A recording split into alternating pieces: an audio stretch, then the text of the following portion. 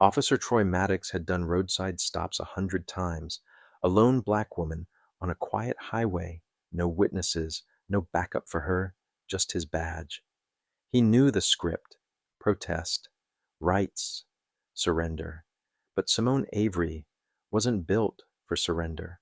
He clocked a civilian. He didn't see a U.S. Army colonel groomed to command, to fight, to win. He couldn't read the discipline, grit, and battlefield composure forged in high-risk theaters. Every barked order dragged him closer to self-inflicted ruin.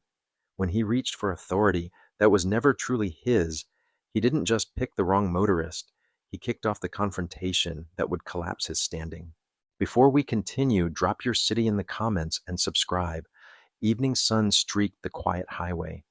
Colonel Simone Avery guided her SUV home, the tire hum soothing after a long ceremony honoring veterans. Dressed in civilian clothes, navy blazer, crisp white blouse, tailored slacks, the uniform lay folded in a garment bag beside her, ribbons and rank tucked away. Red-blue lights filled her rear view. She frowned. No speeding, no drifting, no busted light, nothing. Yet the cruiser stayed locked behind her, signaling to pull over. With a measured breath, she eased onto the shoulder, experience whispering calm, though something about this felt wrong. Years of command taught patience, but doubt nagged. This stop had no cause. Boots crunched gravel as the officer approached, broad-shouldered, posture stiff, badge catching the waning light. The look in his eye wasn't curiosity or professionalism. It was thinly veiled condescension she knew too well. "License and registration," he said, clipped. Simone moved deliberately, handed over her license. "Is there a problem, officer?" He barely glanced, scanning her face and hands like baiting for a misstep. "Step out of the vehicle." Her grip tightened a hair. "Excuse me?"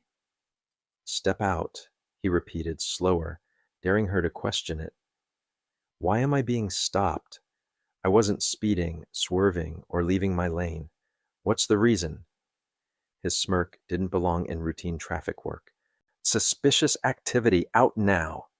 She'd seen this game. She wouldn't escalate roadside. She opened the door, hands visible. He circled the SUV, peering inside. "Where you headed?" "Home," she said. "Left a military function." His gaze thinned. "Military, huh? And what exactly are you claiming to be?" Simone lifted her chin. "Colonel Simone Avery, United States Army." Silence, then a scoff. He reappraised her. Slow, predatory. The smirk spread like he'd caught a lie. "Oh, really, Colonel? You sure about that?" Simone's jaw flexed. "Yes."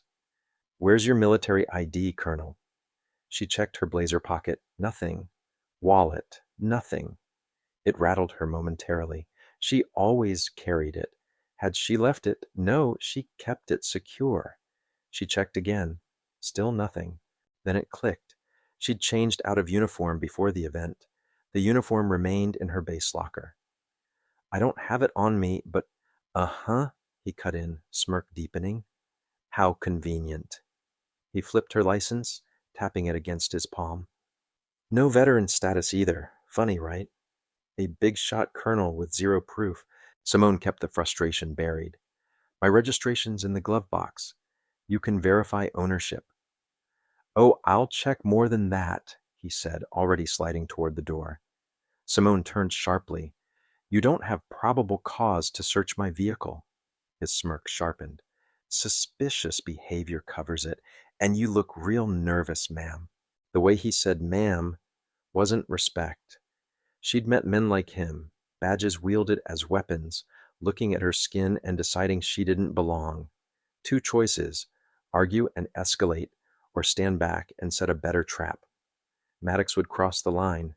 She knew it. When he did, she'd be ready. Breath steady, pulse quick, she tracked her earlier steps. Not in the blazer, not in the wallet. She'd left the ID in her uniform pocket back at base. Maddox hovered nearby, arms crossed, waiting for failure. Simone straightened. "I'm Colonel Avery. My ID's secured at base." He whistled, exaggerated. "That's so. Expect me to take your word?" It's the truth. He dangled her license between two fingers. Don't see Colonel anywhere. No veteran marker, no rank, nothing. You'd think a real soldier would make sure people knew. She didn't bite the bait. Run my name, she said calmly. Your department database will show my record. He chuckled. Could, don't feel like it. Old-fashioned works for me. Step out, please. I already complied with the stop. Now you're escalating for no lawful reason, I asked nicely. Don't make it harder. I'm not stepping out further without a lawful basis. His smirk cooled into something harder. Refusing an officer's order? Refusing an unlawful one, she said, even. You lack probable cause to search or detain me. He sighed theatrically, fingertips tapping his belt, rehearsing a charge. Now this gets messy, he said. Driver refusing a lawful command. Sounds like resisting. Resisting gets ugly. She felt the pivot. He wanted a reaction, justification for what he'd already decided. Threatening arrest? She asked. He leaned in, voice falsely concerned, loud enough to sting. I'm saying, Colonel, if that's real, that refusing a direct order never ends well, between you and me, you're not special. Simone saw the tactic, psych pressure to force a mistake. She wouldn't give it. I know my rights, Officer Maddox. Arrest me or let me go. Air crackled. He'd expected intimidation to work. Her steadiness infuriated him. His hand hovered over his radio. Jaw tight, he stepped closer. Have it your way. She didn't flinch. You're under arrest, he said. She stayed still, breathing measured, as he stared, waiting for a reaction. When nothing came, annoyance flickered. He keyed the radio. Dispatch, possible 1029. Send backup. 1029. Wanted person. He was front-loading escalation. You're making a mistake, Simone said. He clipped the radio back, smirk returning. Last I checked, refusing to comply is the mistake. He nodded toward her SUV. Step aside. She didn't move. No probable cause. He edged closer, voice low. I'm searching anyway. That would be illegal, he shrugged. If there's nothing there, what's the worry?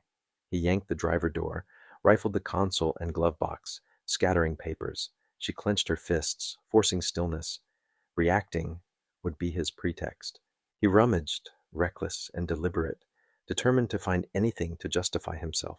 Running a little business in here, Colonel, he muttered. Smuggling, stolen military gear? You're crossing a line, she said, voice flat. Lady, I don't see a line, he tossed, moving to the passenger side, digging through compartments, flipping her purse, spilling belongings across the seat. Simone didn't react. She slipped her phone from her pocket, angled away, and placed a call. This is Colonel Avery. I need a favor. Maddox kept tearing through the SUV, expecting vindication. The harder he searched, the less he found. Simone stood a few feet away, silent, patient, which made him angrier. He slammed the passenger door, the sneer returning. Where is it? Where is what? She asked, unblinking. He gestured at the chaos he'd made. Whatever you're hiding, fake credentials, stolen items, drugs. His words stumbled under their own absurdity. Simone maintained silence, which burned him. You think this is funny? He stepped closer. Because you're calm, I should just let it go. She lifted her chin. Are you finished? We're just getting started, he said, radioing again. Dispatch, request K9 for full vehicle sweep. Possible narcotics or contraband. The radio crackled. Unit 13, hold. Urgent call from command. Patch through immediately. Maddox frowned. He hadn't called anyone above his sergeant. He switched frequencies. Officer Maddox, go ahead. A voice cut sharp, authoritative, furious. Officer Maddox, Captain Morales, what the hell are you doing? He stiffened. HQ? You are unlawfully detaining Colonel Simone Avery, a highly decorated U.S. Army officer. Cease immediately. Escort her to the station for a formal apology. Now. Sir, You ignored protocol? Illegally searched her vehicle? Harassed a senior officer like a rookie on a power trip? Simone stayed calm, unshaken. Maddox's stomach dropped. How did they know? The weight of his misjudgment hit hard. Move, officer. Drive her in and report to me. The line died. He froze, humiliation scorching. Simone stepped forward, controlled and effortless. Are you finished? She asked again. His jaw ached from clenching. Wordless, he stalked to the cruiser. Get in! He ground out. Simone gathered her scattered belongings, restored order, locked her SUV. She walked to the patrol car, slid into the back seat not as suspect, but as the person in control. He slammed his door, strangling the wheel. Tires squealed as they left the shoulder. She settled, eyes forward, voice level. Drive safe, officer. He tasted bitterness. The ride was silent. Engine hummed tight with tension. Maddox's grip blanched knuckles, his jaw locked until it hurt. Simone stayed composed, unbothered, victory already secured. At the station lot, he parked hard, jumped out, movements stiff with contained rage. She exited calmly, steps measured. Inside, the air shifted immediately. Desks paused, glances flicked, whispers traveled. Some refused to meet Maddox's eyes. The front desk sergeant pressed the intercom. She's here! Maddox's shoulders tensed. A door opened. Chief Leonard Briggs, square-jawed, no nonsense, politically savvy, took in the scene in a heartbeat. Colonel Avery, Briggs said, clipped but respectful. Then to Maddox, my office. Now. He hesitated just long enough to earn a twitch of warning. He marched in. Simone followed, unhurried. Door shut with a click. Tension pooled. Maddox stood at attention, fingers twitching. Simone crossed her legs, calm. Briggs glared first at Maddox. What made you think detaining a U.S. Army colonel was smart? She refused compliance. No ID. No veteran status on her license. How could I know she wasn't lying? By running her name, following protocol, doing your job, not harassing someone who vastly outranks you. Maddox burned with quiet rage. Sir! Save it, Briggs snapped. Do you know the mess I'm cleaning? The Pentagon called me. The Pentagon. His stare hardened. You embarrassed this entire department. Simone watched, silent, needing no embellishment. The chief's sigh broke. He faced Simone. Colonel Avery, this department apologizes for our failure today. It shouldn't have happened. She nodded, accepting without softening. I expect policy changes to prevent repeats. Understood, Briggs said. He turned to Maddox. Apologize. Now. Maddox froze, fists clenched, nostrils flaring. He turned, voice barely even. I apologize. Simone tilted her head. For what? His jaw ticked. He hated the lesson she demanded. I apologize, Colonel, for the inconvenience. Try again. Briggs cut in, sharp. Maddox swallowed. I apologize for my actions. I was wrong. It won't happen again. The words tasted poisonous, but necessary. Effective immediately, Briggs said, eyes narrowed. You're suspended, pending review. If it were solely up to me, I'd have your badge tonight. You're lucky I don't. Maddox flinched. Simone rose, smoothing her blazer. I appreciate your cooperation, Chief. She glanced at Maddox, watching him squirm. You set me up, he muttered, too low for anyone else. Simone raised an eyebrow. I didn't have to. His nostrils flared, rage barely contained. He'd lost control and hated it. I warned you, she said softly. Briggs snapped. Not another word, Maddox. Silence sealed his humiliation. Simone understood men like him. They don't let it go. She'd stay ready. The next morning, she slid into her SUV, checked mirrors, breathed in stillness. Morning light stretched long shadows across the highway. Calm surface or not, she never let surfaces dictate reality. There's always something beneath. She'd learned to spot trouble before it announced itself. She wasn't tense, just alert. Men like Maddox, humiliated, rarely accept it. Some learn. Others let failure fester into obsession. He'd lost authority, control, the ability to intimidate. Such men claw to reclaim it. She'd seen his jaw clamp until it seemed teeth might crack, hands curl into fists, body radiate restrained fury. He wasn't sorry for wrongdoing, only for losing. The idea of changing routines flickered and died. She would not reroute her life around a bitter man's tantrum. Avoidance would hand him control. She'd done nothing wrong, and she wouldn't pretend otherwise. Same route, same cadence, mind calm, attention wide. The highway lay open, occasional trucks and early commuters rolling past. Tire hum returned, horizon clean. She drove naturally, watchful without telegraphing vigilance. Then she saw it, a dark sedan sliding into her lane with practiced casualness that tripped her internal alarm. It had lingered a few cars back, blending in. Now it closed distance with purpose. She didn't overreact. She watched. The car didn't pass or fall away. It hung in the blind spot. Too deliberate, speed adjusting to her, not traffic. Coincidence would pass. This lingered. The sedan surged suddenly, not a casual acceleration, but a lunge designed to force a reaction. Her body braced before thought. Instincts synced with reality. This wasn't impatience. It was an attack. A mirror glance caught the driver, Maddox, out of uniform, face twisted with rage, hands choking the wheel. No badge veneer, no professional mask, just anger. Dangerous because reckless. She ran variables quickly. If he felt nothing left, he'd overreach. He pressed closer, trying to push her toward the shoulder and box her in. She didn't swing wide or hit the brakes. No panic, no gift. She let the SUV drift a hair, selling instinctive fear. He took the bait, lunging to cut her off. She signaled, a small gesture to make him think he'd trapped her. He lunged for the gap, and that was his mistake. At the last second, she cut the wheel opposite, breaking his line.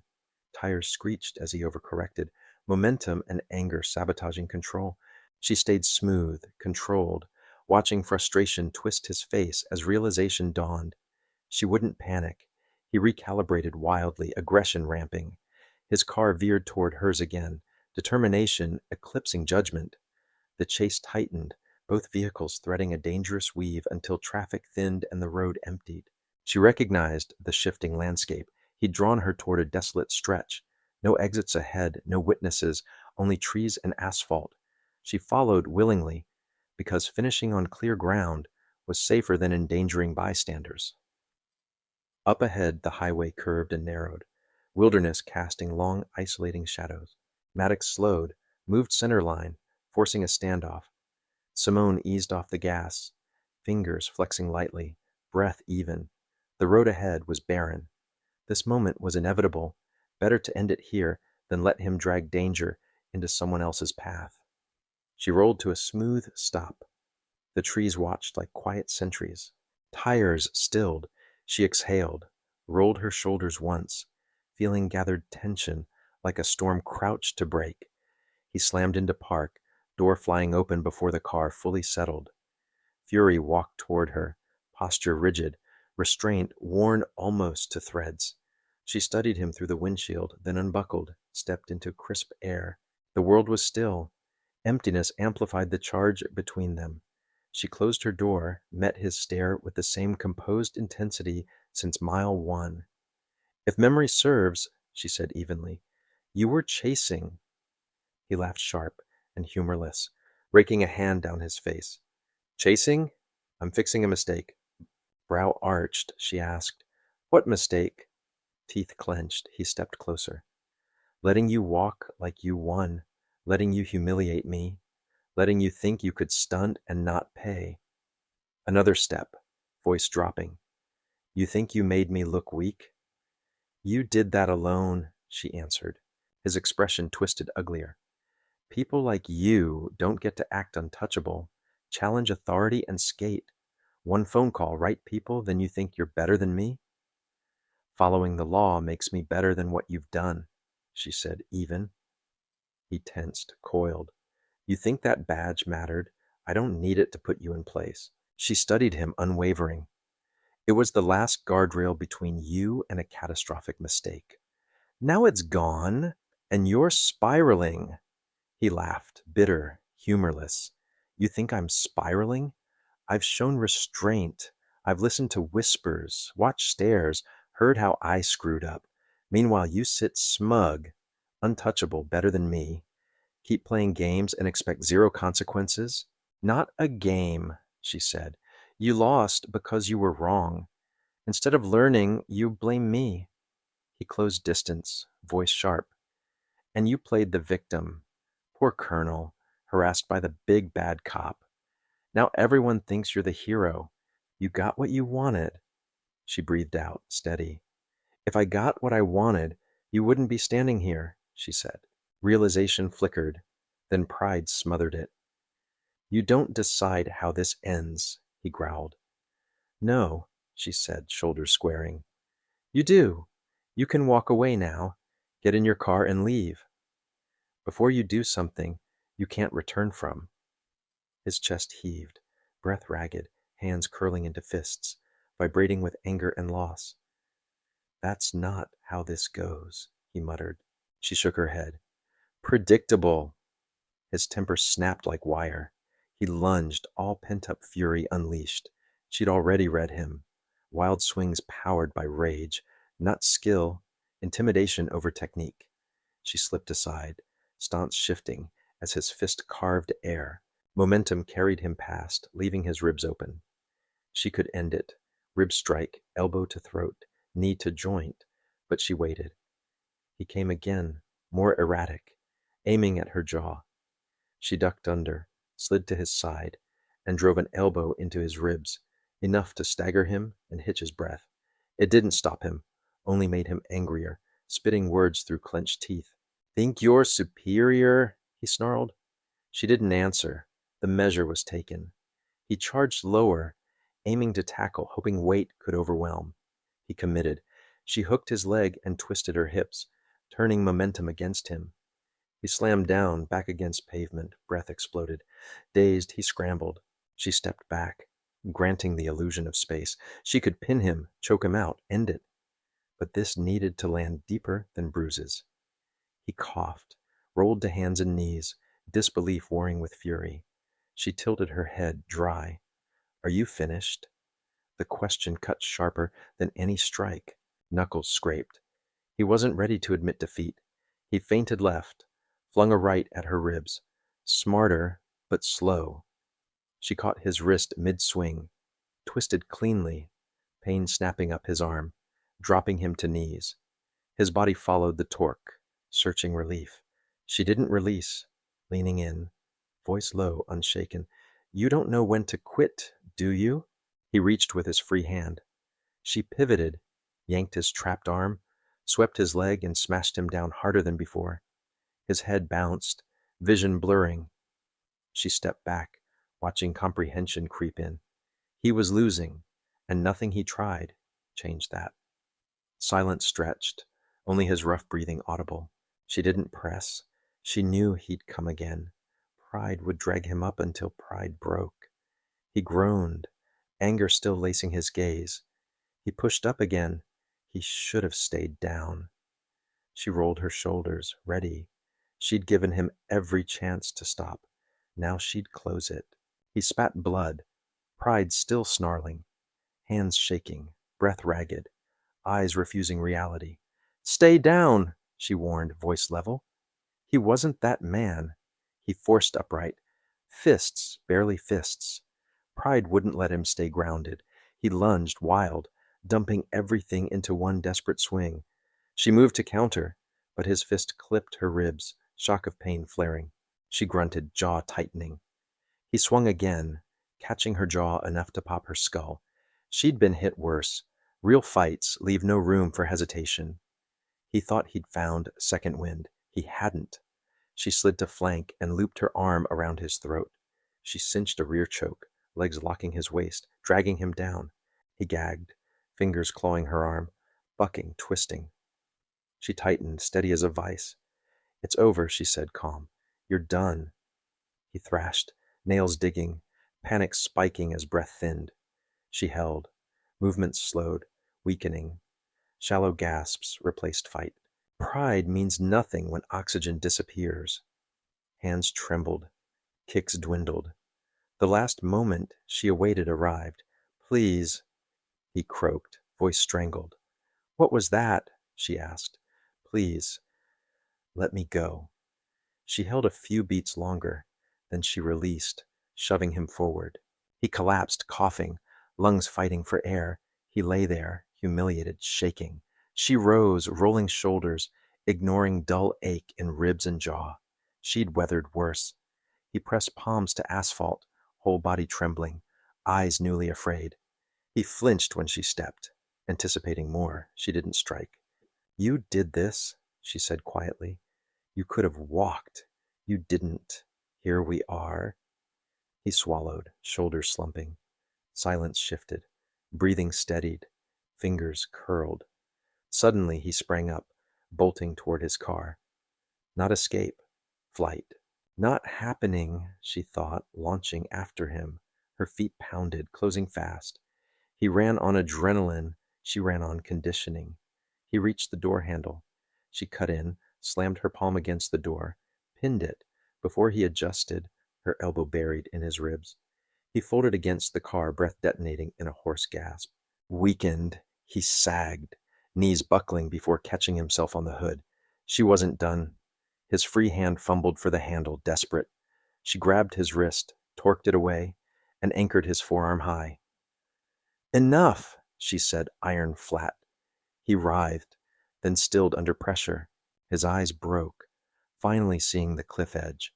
He wasn't taking her down. He wasn't leaving. Choices evaporated.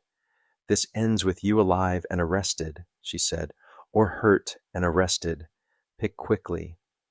A siren yelped in the distance, backup that would misunderstand everything if they found this tableau mid-struggle.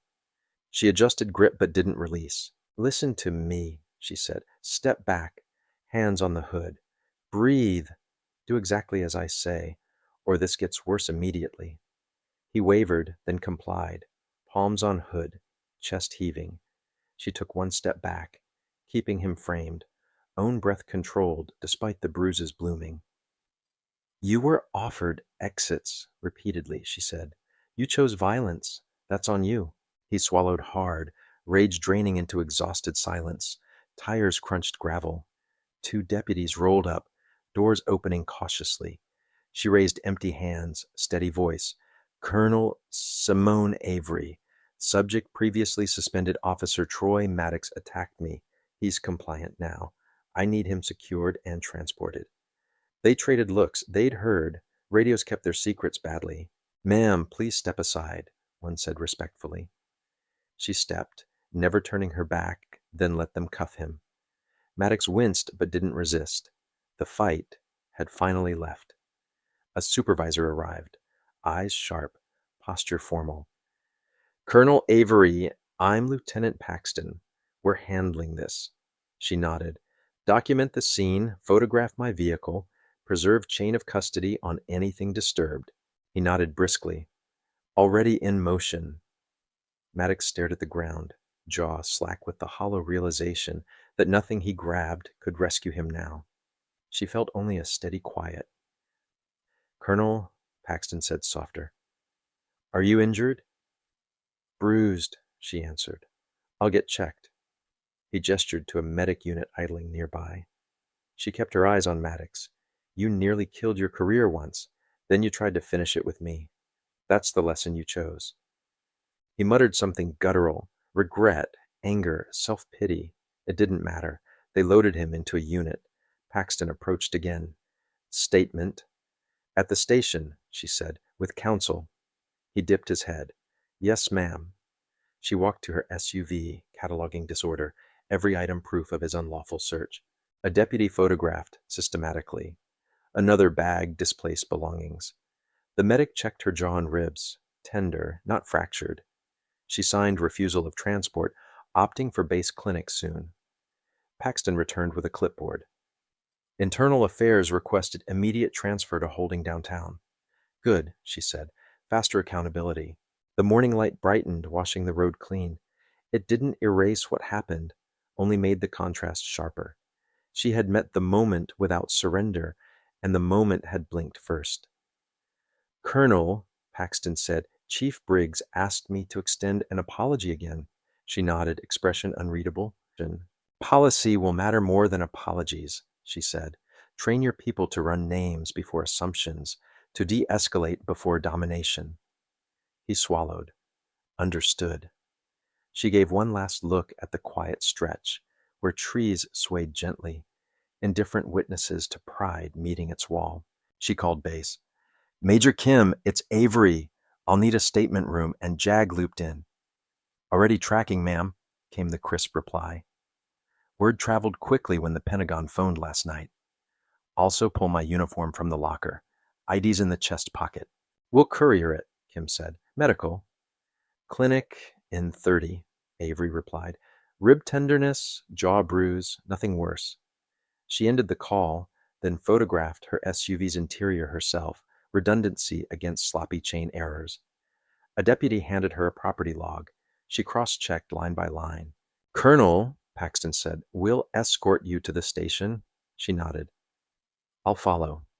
He glanced at the medic. You sure? Yes. The caravan formed, her SUV behind a cruiser, another unit behind her. The empty road finally found movement again, measured and procedural, not reckless. The station felt different today, cautious, alert, embarrassed. Briggs waited outside his office. Colonel, Chief. We have him booked, Briggs said. Assault on a federal officer, unlawful detainment, illegal search, menacing, and more depending on JAG liaison. Badge and gun seized. IA already on scene. You'll change policy, she said. Body cam compliance, immediate database checks, bias training with real consequences. You have my word, Briggs said. She nodded, then sat to give her statement with counsel. She told it clean, spare, factual, the kind of truth that doesn't need adornment. Across the hall, Maddox sat hollow-eyed, wrists cuffed, the fight finally a memory his body still tried to spend. He stared at the table, jaw bruised, breath shallow. Choices had carried him here. Choices would keep him here. Pride had an expensive exchange rate. When she finished, JAG confirmed charges lined up with federal statutes. We'll coordinate, counsel said. We'll also ensure any departmental reforms you requested are documented as part of settlement talks. She nodded. Make them stick, she replied. Don't let the next person pay for uneven training. Hours passed in paperwork and protocol. The certainty in her posture never wavered. She accepted ice for her jaw, signed reports, answered follow-ups. When the formal apology arrived, she received it standing, because respect belongs on its feet. We will do better, Briggs said simply. Do better quickly, she returned. Outside, journalists circled, chasing details. She declined interviews. The story wasn't spectacle, it was policy. It was restraint meeting force and outlasting. She got in her SUV, breathing once behind closed doors, letting quiet seal the morning's violence shut. On base, the clinic checked her ribs again. Contusion only. She took a printed clearance, picked up her uniform, and pocketed the ID that should have been there last night. She considered how a rectangle of plastic can become an entire excuse for presumption or restraint. She filed her command incident report, brief, exacting, and moved on to the day's duties. Warzones teach compartmentalization, so does survival at home. Later, the JAG captain messaged arraignment scheduled quickly with protective orders pending. She answered with a thumbs up and a time she'd attend. At dusk, she drove the same highway again, window down, air clean. The road was only road again. No theater for bruised pride. She didn't change routes. The road didn't own her. Fear demands rerouting. Discipline takes the same way and looks straight ahead. A trucker flashed lights in friendly greeting, the ordinary language of asphalt. She returned the courtesy, then let the hum of tires sing, the sky pinking toward evening. She'd done what she always did, met force with training, met rage with clarity, and refused to shrink. At home, she hung her blazer, placed her ID where it belonged, and wrote 3 sentences in a notebook. Don't give ground to temper. Document everything. Teach afterward. She closed it. The page didn't sing. Pages never do, yet they hold the tune longer than adrenaline. Morning returned, indifferent to yesterday. She laced her shoes, ran a steady 5, felt ribs complain, then fall in line. The body remembers and forgives on its own cycle. The mind decides whether to rehearse anger or execute lessons. She chose the second. She briefed younger officers at a regional training later that week, invited by Briggs, who kept his word. She spoke about protocol, about how fast bias can masquerade as instinct, and about de-escalation as a muscle. No theatrics, just the grit of repeatable practice. Afterward, a rookie asked quietly, "How'd you keep calm when he reached for your car?" "I counted," she said. "Breaths and options. Counting your exits keeps panic from counting you out." The rookie nodded, cheeks pink, with taking notes that mattered more than scripts. In a quiet moment, she thought of Maddox, the man who had options until he chose the last one every time. She didn't pity him. Pity misplaces accountability. She wished he'd chosen different, for the strangers he endangered more than for himself. The injunction came through. Stay away. No contact. No proximity. She read it once, filed it. Boundaries etched in paper mean less than boundaries etched in discipline.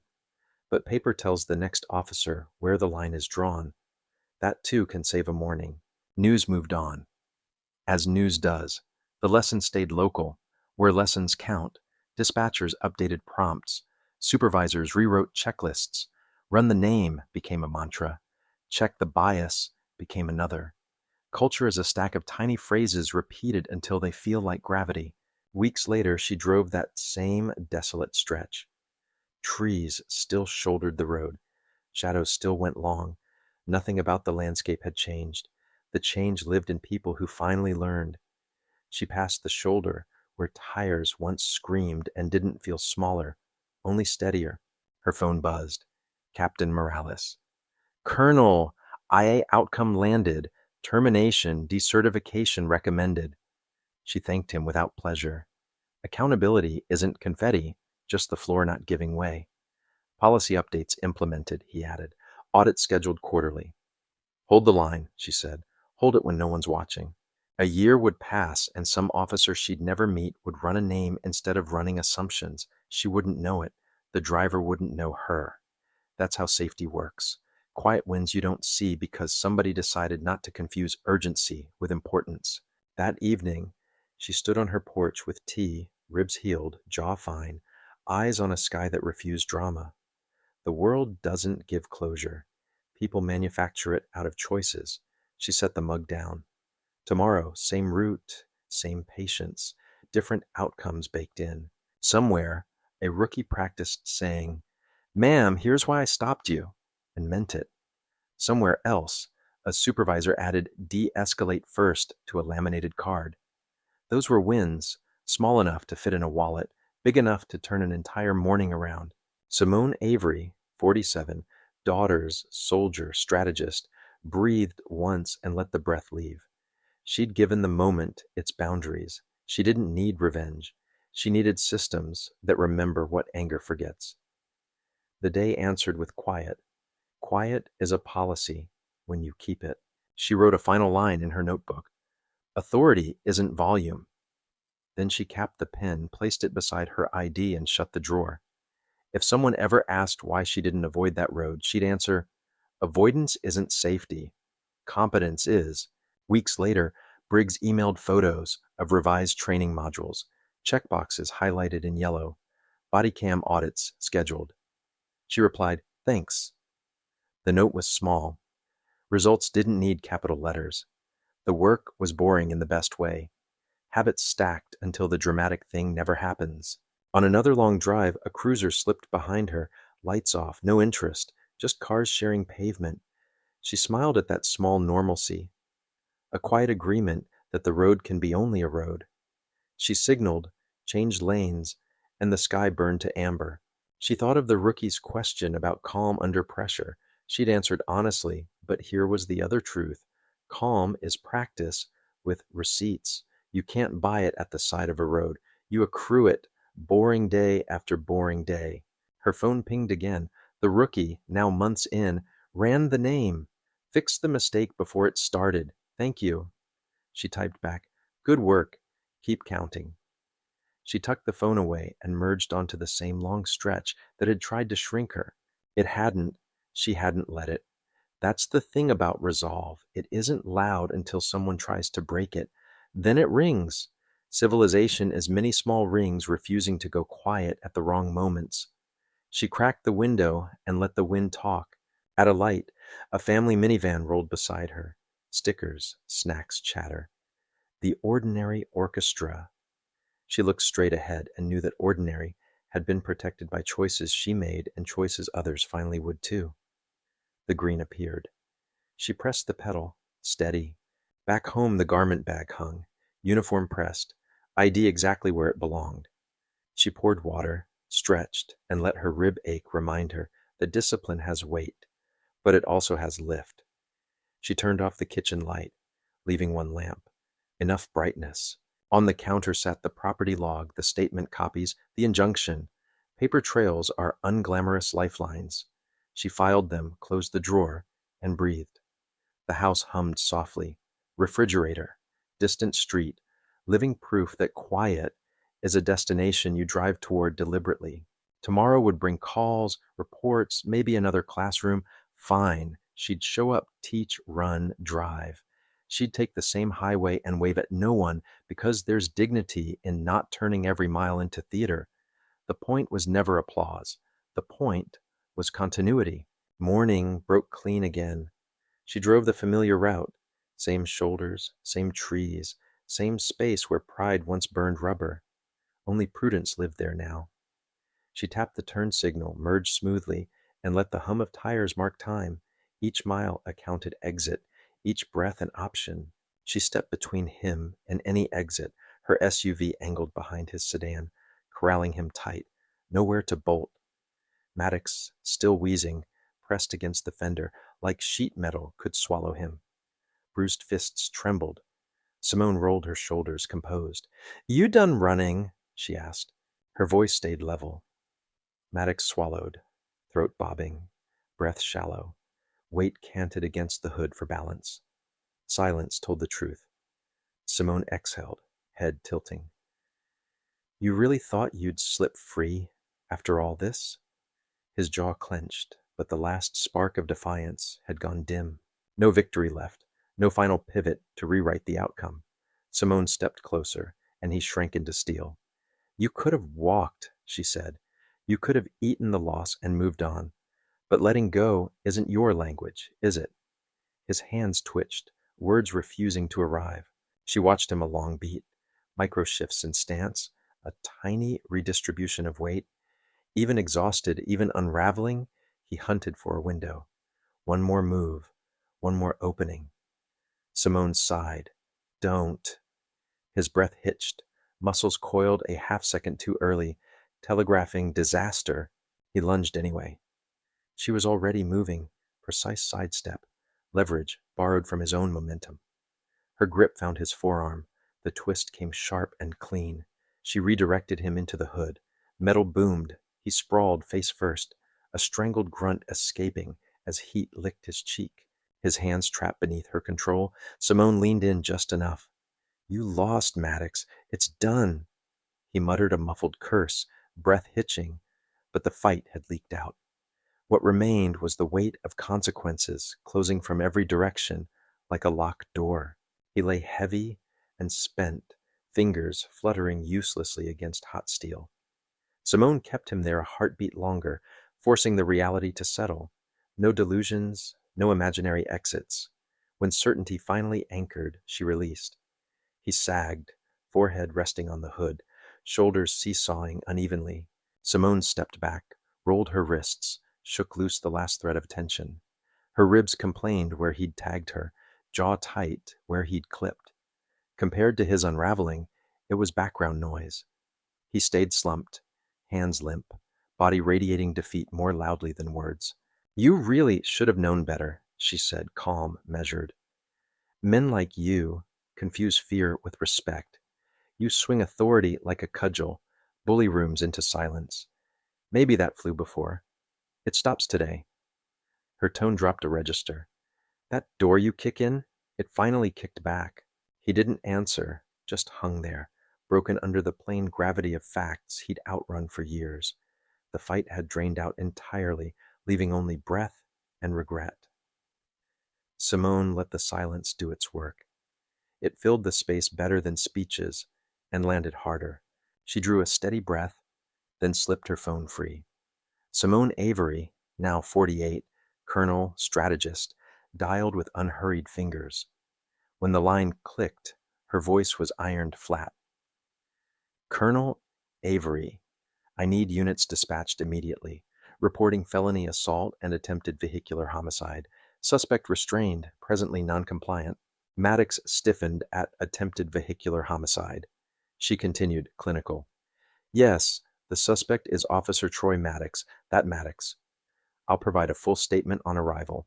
Advise responding units to come prepared. She ended the call, pocketed the phone, and returned her attention to the facts. Panic finally broke through the humiliation. Wait, he rasped, voice rough, desperation winning a first foothold. Simone angled her head, unreadable. Maddox swallowed, pride fighting, to live in a room where it no longer fit. He scrounged for a bargain with nothing left to trade. Anything. You don't have to do this, he said, turning just enough to catch her in the corner of his eye. You already won. Simone exhaled, unimpressed. What do you think happens next? His mouth opened, closed. Even now he hadn't fully accepted the horizon. She stepped closer, voice low. You hunted me. You tried to run me off the road. You attacked. You escalated until this was inevitable. You couldn't manage yourself, and now you'll meet the consequences. He shook his head, breaths quickening. You don't have to. No, she cut in. You don't get to beg now. That landed. The truth settled through him, slow as poison, pooling where denial had been. Regaining control had been the fantasy he chased, the one he'd confused for destiny. Instead, he'd bricked his own wall, higher with every bad choice. Sirens threaded the stillness, rising out of morning air. Maddox's jaw tightened, hands twitched, then went slack, as the last ember of resistance snuffed. He wasn't only exhausted, he was finished. The road had nothing left for him. Outcome wasn't a question anymore, only paperwork. Red-blue strobes licked across his paint. 3 patrol cars nosed in, tires grinding gravel. Doors flew. Simone took one step back, hands relaxed and visible, posture telegraphing calm control. The scene explained itself. Bent metal, bruises, a man anchored to his own bad decisions. A middle-aged sergeant approached, eyes quick and assessing. Hale, someone she recognized from a previous briefing. Colonel Avery, he said, professional, alert. Dispatch flagged this as serious. Simone nodded. It is. She indicated Maddox, slumped, eyes bright with helpless rage. This man pursued, attacked, and attempted to ram me off-road. Hale's gaze hardened when recognition landed. Is that so? The distaste wasn't subtle. He flicked 2 fingers. Cuff him. Officer stepped in without theater. Maddox flinched, then surrendered his wrists. The click was clean and final. Authority. That old suit he wore, no longer fit. As they lifted him, Simone met his eyes. The buried hate was still there, but fear sat beside it now. Sharpened and honest. She kept her tone even. You did this to yourself. The patrol vehicle door thudded shut, a punctuation mark. The engine's idle became the verdict's echo. Statements followed. Clean, clinical, complete. She gave dates, times, routes, mirrored exactly what her dash cam would show. No flourish, no gaps.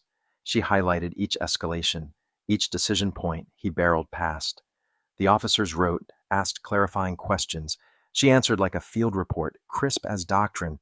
When the scene wound down, Hale's expression softened a notch. You okay? More acknowledgement than inquiry. I will be, Simone said. The weight she'd carried shifted off her shoulders, not vanished, just properly placed. Maddox had thought this was about control. He lost before the opening bell. She had no plans to let him vanish into procedural cracks. Accountability doesn't end at arrest. Walking out of the station, she dialed 2 numbers. Men like Maddox often had scaffolding. Silent favors. quiet nudges. She'd strip the scaffolding until he was standing on just himself. First call counsel, charges needed to be airtight, evidence mapped, timelines laid like track. He'd try to plead victimhood. She'd hand the court hard footage and clean notes. Second call, a journalist she trusted. Facts first, no carnival barking. Sunlight moves systems that resist mirrors. She pressed charges, assault, attempted vehicular homicide, reckless endangerment. She handed over dash cam files, timestamps, call logs, photos. Every hinge received a pin. When he tried to blur, the angle would sharpen. The record would close gaps he'd once waltzed through with a shrug. The story didn't need her color commentary, just oxygen. Her account went on record, then on air. Once truth was anchored, it traveled on its own. Facts have legs. They keep moving when feelings sit down. By afternoon, coverage had the cadence of inevitability. Headlines multiplied. Officer under investigation for attempted vehicular assault on a U.S. Army colonel. Suspended officer faces felony counts. Complaint history under scrutiny. The narrative didn't need drama, just chronology. She let the dates and documents produce the weight his denials couldn't lift. Patterns surfaced, profiling complaints, excessive force, intimidation. Old reviews looked thin under new light. What had been handled suddenly read like negligence with paperwork. The department couldn't hide behind timestamps anymore. The curve of isolated bent toward consistent in a way juries recognize. Internal review opened fast. Officers who had once chuckled in hallways now found the exit ramp to concerned. Cooperation rose with the barometric pressure of public scrutiny. Maddox sat indefinitely suspended. Simone didn't celebrate. She'd seen indefinite stretch. This time she planned to set an end date. By week's end, termination landed. Official, unambiguous. By month's end, a trial date. She didn't mark the calendar in red. This wasn't a holiday, it was a hearing. Justice doesn't ask for applause, only presence, precision, and a chair that won't wobble when truth sits. She didn't toast headlines. Vindication is noise, justice is process. She filed, logged, prepped. The Pentagon's polite calls and the chief's apologies lived in the margins. What mattered sat in the body text, decisions, consequences, the quiet arithmetic of accountability finally working. She added a civil suit, injuries, vehicle damage, punitive damages for the deliberate pursuit, not to enrich herself, but to foreclose recycled authority. No private security comeback, no consulting with a different badge. The judgment would trail him like a permanent watermark no letterhead could hide. Her SUV still ran, but the pursuit had scraped, dented, stressed. Photos, estimates, reports, proof of intent writing on sheet metal. The suit wasn't about parts, though parts would be replaced. It was about signals.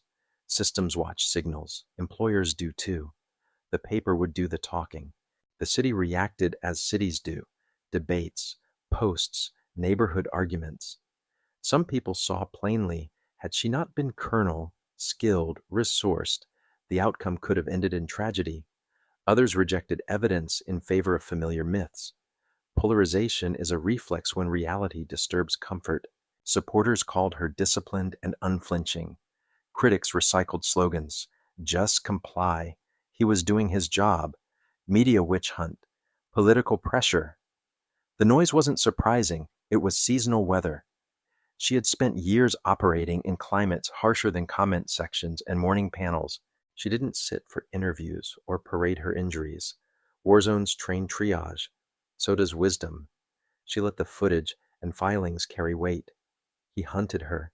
He tried to force a crash. He attacked when the badge no longer insulated him. He lost.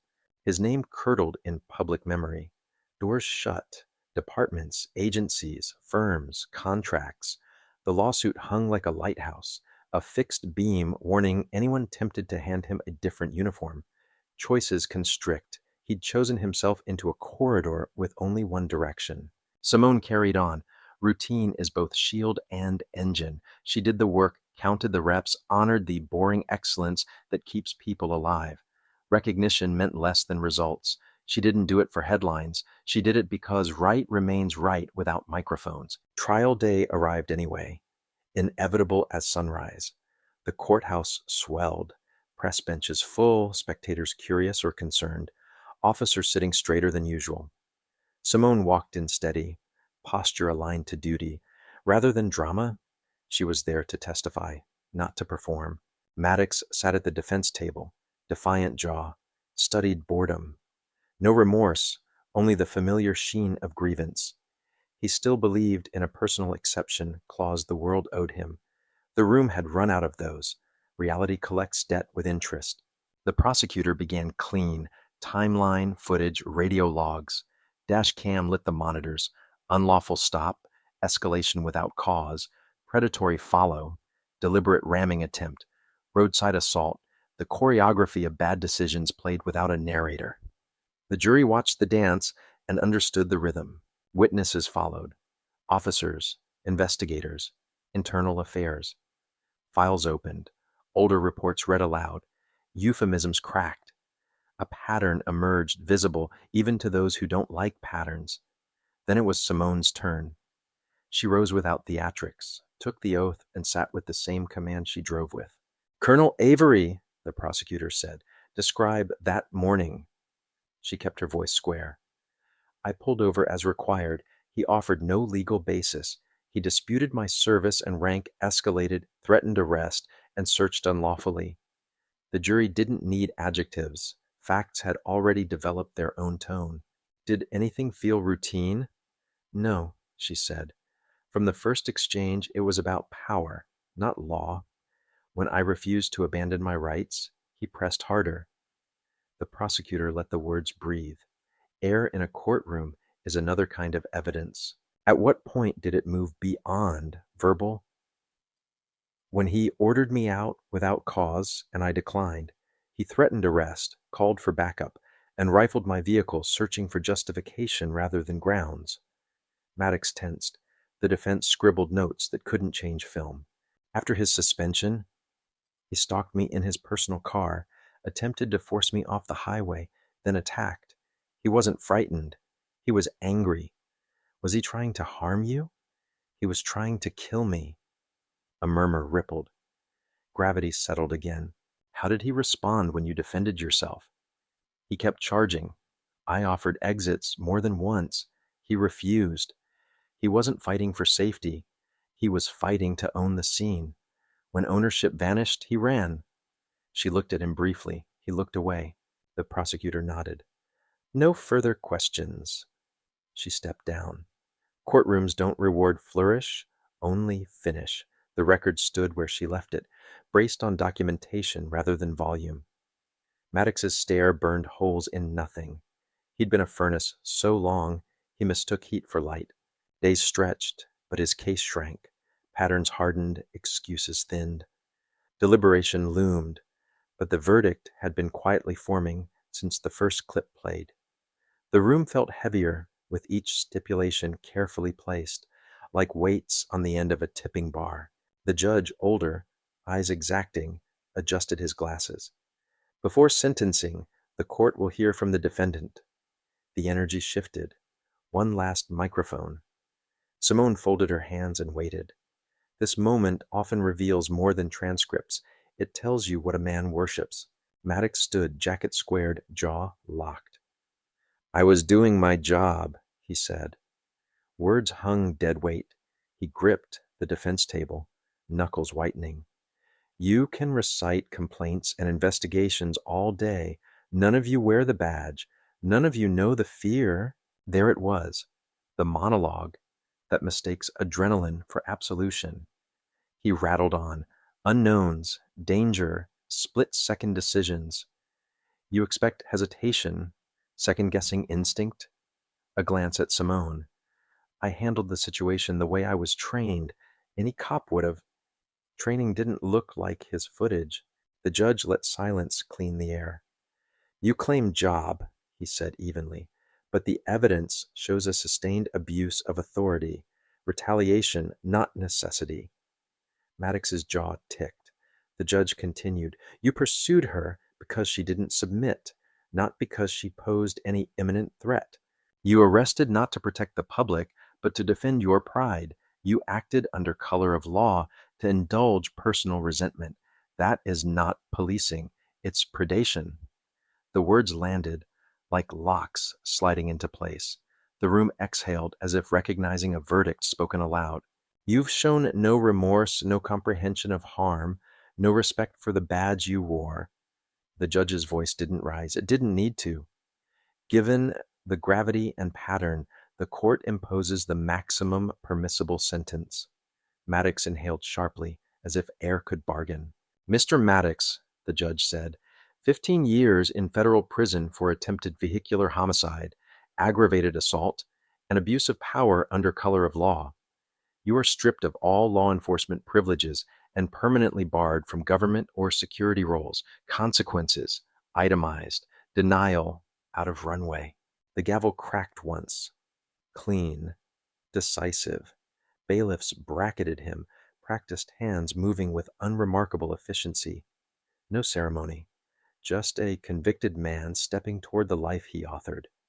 He turned, slow, like the body couldn't keep pace with the verdict ink drying on his name. He found Simone's eyes. The fire was gone. What replaced it was hollowness, a dark window finally showing the room inside. She met him without triumph. There's nothing to gloat over when gravity operates. Weight drops by law, not celebration. He opened his mouth, found nothing. Bailiffs tugged, cuffs at wrists, shoulders rounded. He shuffled toward the exit. Futures reduce when choices narrow. Authority, once a storm he rode, was gone. Simone stood, inhaled, and let months of bracing dissolve. You don't train for relief. You receive it. Doors closed on the noise and fluorescent light. Outside, air felt honest. The case was over. The sentence would do its slow work. For the first time since this began, she could walk without planning for someone else's recklessness. Closure isn't a clap. It's a quiet. In the holding cell, Maddox sat on cold metal, wrists sore marks fading where cuffs had bit. The room felt smaller than code required. The gavel, the murmurs, the bailiff's hands. Soundtracks turned to silence. Nothing remained to distract him from arithmetic he'd avoided. Years of protection had taught him a lie. Men like him don't lose. Complaints evaporate, reviews stall, transfers cure. That scaffolding collapsed when he mistook fury for function. Forced into a chair, he listened to people like her and discovered truth doesn't negotiate. He'd tried to shape narrative with insinuation and swagger. Facts buried him. Camera angles, timelines, testimony he couldn't shout over. He asked himself an old question, like it was new. How did it come to this? It came the same way bad endings always come, incrementally. He'd watched worse officers get reassigned, records shaved, names polished. He expected the same. Instead, he became the example pinned to the bulletin board. Career gone, reputation vapor, life disassembled to parts. Resentment simmered, the kind that eats the container it lives in. He blamed her, of course. If she'd bowed that first day, if she'd just complied, none of this would have happened. He ran the tape until the truth finally broke through the static. Arrogance had driven every turn. He'd chosen himself here, one bad intersection at a time. Powerlessness arrived like night. Suddenly obvious, actually gradual. The bars weren't metaphors anymore. Choices shrink, then walls close. Meanwhile, outside, traffic moved, cases turned, lives advanced in quiet loops. His loop had 15 years and a parole calendar, printed in ink that doesn't smear. Simone paused on courthouse steps. City stretched before her like a mission map she didn't have to brief. This had never been a one-off grievance. It was a chapter in a longer fight many carried before her, and many would carry after. Accountability mattered here. There would be backlash, there always is. People love narratives that absolve familiar faces. She didn't measure progress by how loudly it was resisted. She measured by outcomes. Today the system did the job it advertises. That alone warranted a breath she could finally take. He had every chance to show remorse, accept responsibility, chart a different path. Pride wrote his epilogue. Pride paid his fee. Pride sat where wisdom could have. She moved forward not because fights end, but because momentum is its own defense against fatigue and cynicism. She reached her car, glanced up, exhaled the last stored ounce of tension. The battle was won. The war, policy, culture, training would continue. For now, enough. She let the moment be what it was. A boundary closed. A lesson entered. A mile marker passed. Simone never hunted recognition. Years in uniform taught her to do the necessary without a camera. Still, acknowledgement arrived. The Pentagon sent formal commendations. Accolades felt secondary to deliverables. Composure under pressure, integrity under provocation. Those lived on her evaluation, not her mantle. The military community followed closely. They noted discipline, restraint, the way she adhered to protocol even while under attack. She neither grandstanded nor flinched. She litigated facts, not feelings. Integrity isn't a pose. It's a habit your bones remember when adrenaline argues otherwise. Senior commanders called personally. Respect evident, not performative.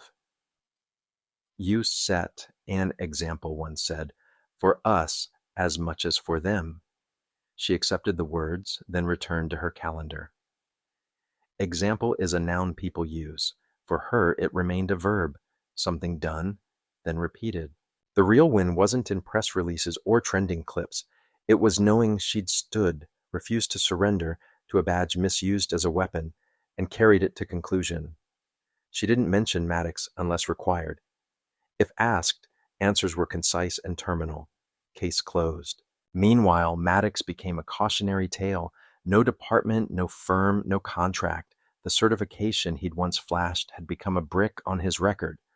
Old allies retreated to safe distances. Laughter that used to live at his jokes migrated to other rooms. The department called him a liability, the sort that corrodes trust in silence. He didn't inspire pity. Years of insulation had convinced him gravity applied elsewhere. Gravity waits. When it arrives, it brings the bill. He stared at cinder block paint and counted hours. Simone worked. Reports, briefings, training schedules. The world doesn't pause for one courtroom. The fight took longer than necessary, as they often do. Justice landed anyway. Authority divorced from duty had met its correction. She watched sunlight drag across base concrete and let it be. The lesson wasn't complicated.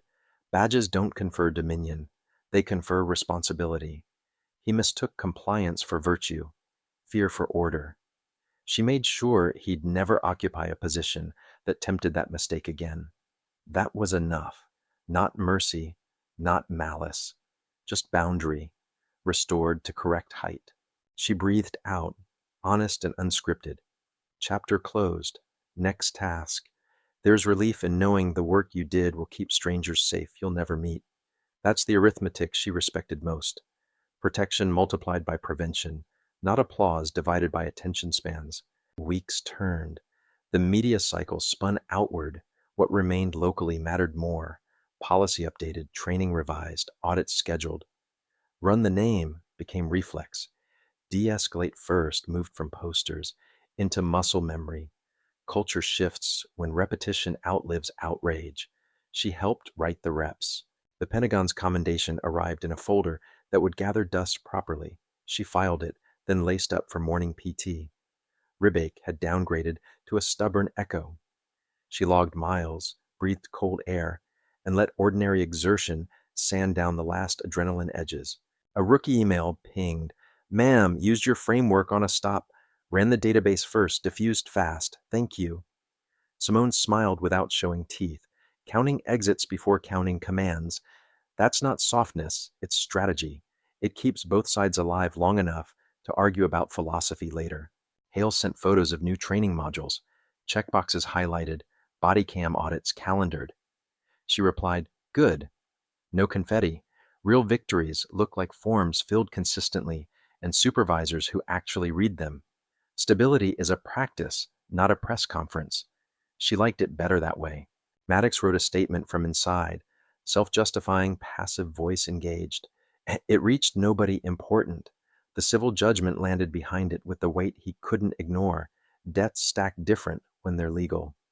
He counted days with a borrowed pencil and stopped pretending years are short. Simone sometimes drove the same stretch where the trees leaned in. The asphalt didn't remember anything. That was fine. She did. She took the same route because avoidance isn't safety. Competence is. She waved at no one and preferred it.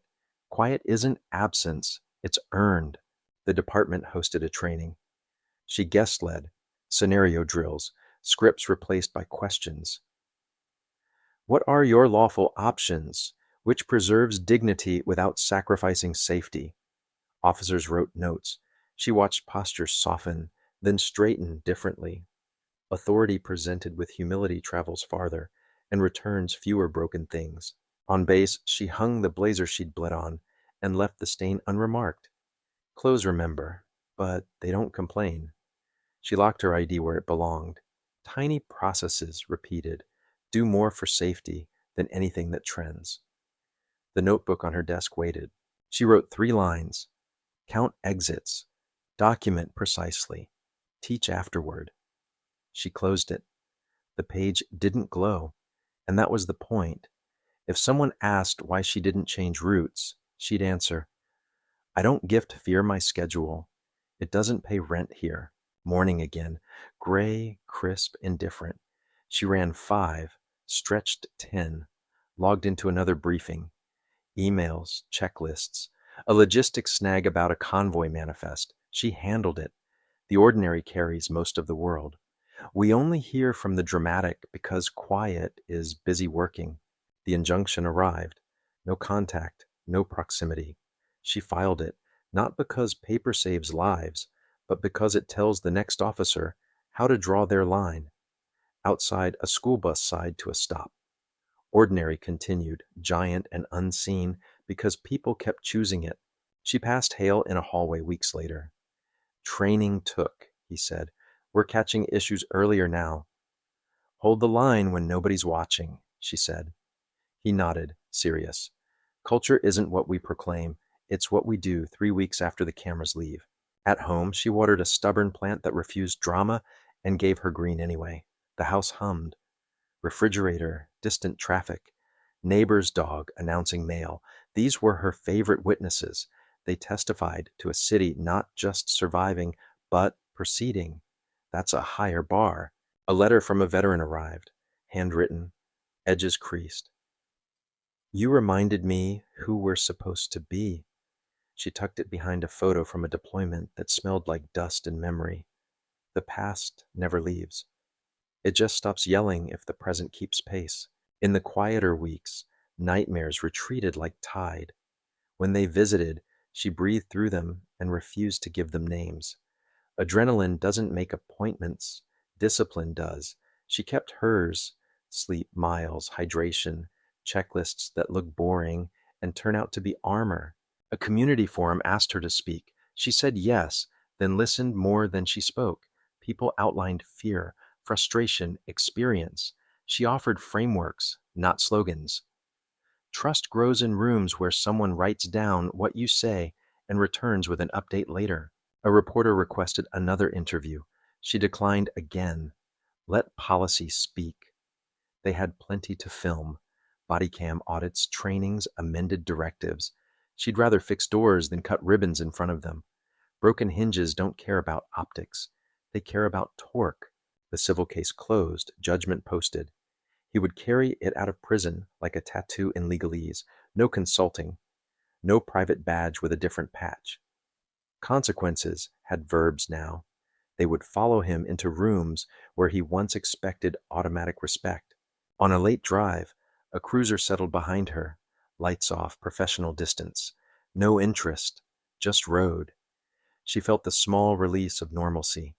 She changed lanes, signal crisp, and let the hum of tires braid with the radio's low murmur. Ordinary is exquisite. She sometimes wondered who she'd never meet because of quiet wins. Drivers who got a warning, not a weapon. Rookies who learned posture and tone before swagger. The math is invisible and honest. That's how you know it's working. Nobody throws a parade for uneventful. The base clinic finally cleared her ribs with a board stamp. She joked, "The medic didn't. Perfect." Not everything needs a smile to be valuable. She pocketed the form. Paperwork can be shallow until it's the reason someone can move without pain next month. A training cadre asked for her slides. She sent them and added a note. Change the scenario names to yours. People pay more attention when the streets are familiar. They wrote back thank you without emojis. That's how you recognize serious people doing work. She stood at a range later, ear protection on, breathing slow through fundamentals. Safety, stance, sight picture, press, follow through.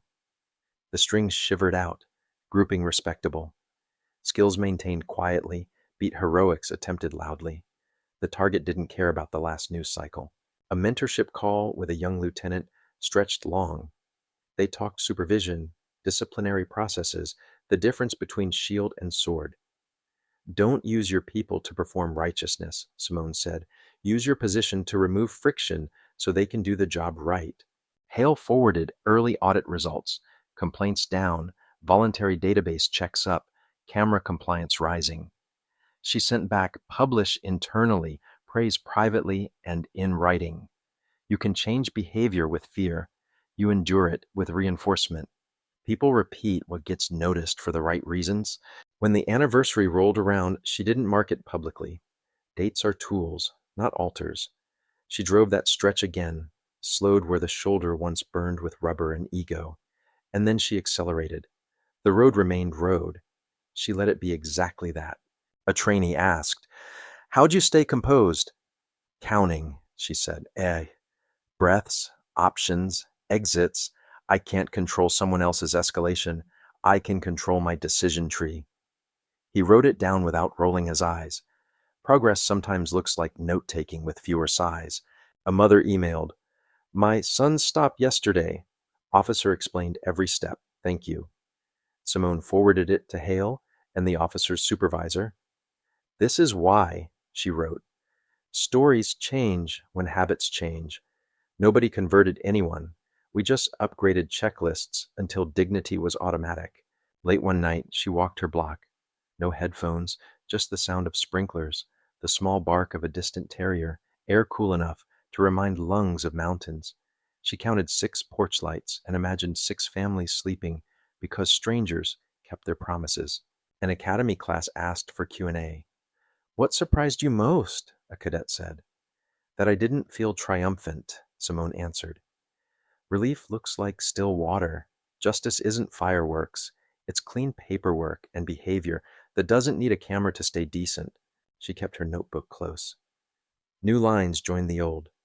Set boundaries early. Verify, then trust. Operationalize respect. Pages turned. A plant thrived on the sill, like a stubborn green metaphor for process. Watered regularly, it did what was expected. That was the point. In prison, Maddox learned time differently. He tracked it in meals, counts, and a silence that stretched. He tried not to replay the dashboard glass, the lunge, the choke, the plea. Memory doesn't negotiate. It screens the footage when it wants. He wrote letters that didn't change anything. To a union rep, to a friend who'd stopped replying, to a cousin who once admired him. Consequences read every envelope. He held on to the story that injustice chose him until it frayed. Then he held nothing. Simone signed off on another training cycle.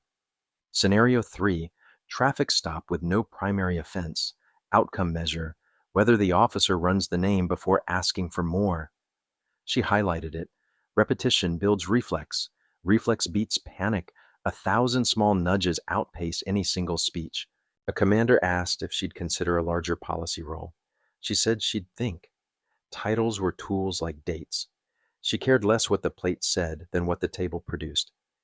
"Give me the levers that move outcomes," she said. "Keep the spotlight." The sunset cut the sky into copper bands as she headed home. Tires hummed confessionless. She turned down her street, parked, and listened to the cooling engine tick. The world didn't owe her serenity, but it offered a decent imitation. She took it. Inside, she poured water, stretched, and smiled at nothing. "If you made it this far," she said softly to the empty room, Thanks for riding along. She believed in earned quiet, continued work, and choosing ordinary on purpose. Doors locked, lights softened. I hope you enjoyed this story. Share it with friends and hit subscribe so you don't miss the next one. In the meantime, I've handpicked two more you'll probably love. Different roads, same pulse. Take care out there. Lesson 1.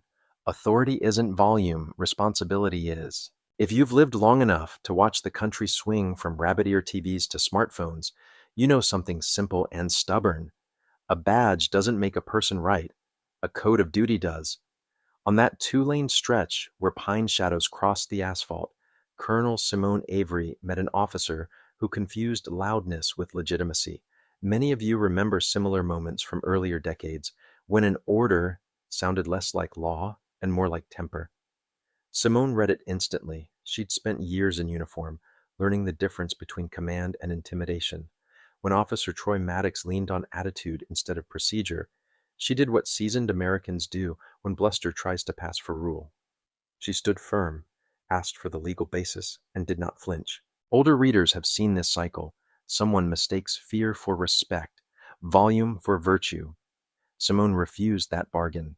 She didn't argue to win a debate. She anchored herself to process. "Run my name," she said, the most American request a citizen can make in a stop. Verify, don't speculate. When he rifled her SUV without probable cause, she didn't gift him the reaction he wanted. That's another lesson our generation learned from life's hard classrooms. A steady face can be stronger than a raised voice. Later, when command cracked through his radio and ordered a halt, the truth was laid bare. Real authority protects. It doesn't provoke. But the story didn't end at apology. Pride doesn't go quiet because someone says, "I'm sorry." The next morning brought a darker test, the kind too many families fear. A bitter man without a badge trying to cash the same old check with a different pen. When Maddox hunted her on open roads, Simone chose the route older Americans recognize as courage without drama. She matched composure to danger. She didn't hand him chaos. She gave him consequences. Self-defense, measured and minimal, followed by documentation, statements, a clean chain of evidence. If you've taught children or grandkids how to handle a bully, eyes up, shoulders back, record what happened. This was that lesson at highway speed. Authority isn't volume. Authority is the quiet weight of facts you can carry into any room. Lesson 2.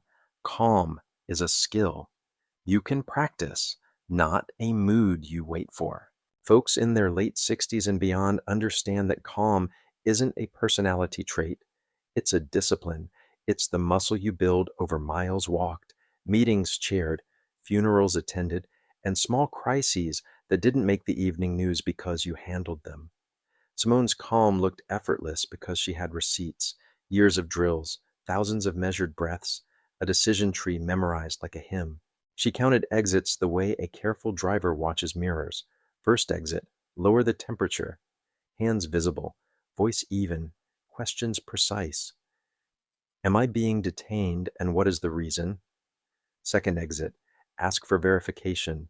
Please run my name. Third exit, record and report. Call in, note times, secure evidence. And when the exits closed because someone else welded them shut, she used proportionate force to survive. Then returned to process. That matters.